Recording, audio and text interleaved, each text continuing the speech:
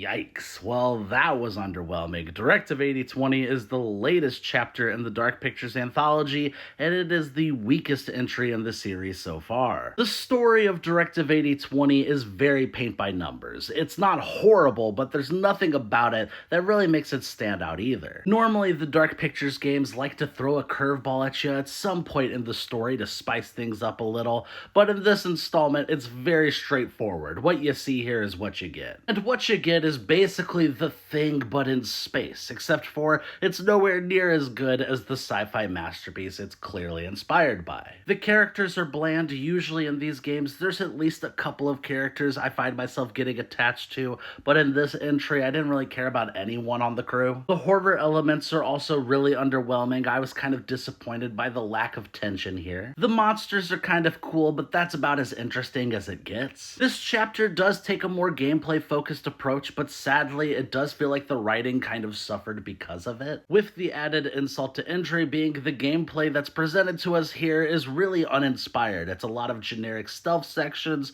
and some mind-numbing puzzles. Overall, Directive 8020 plays it overly safe and it suffers because of it. This is definitely my least favorite entry in the Dark Pictures series so far.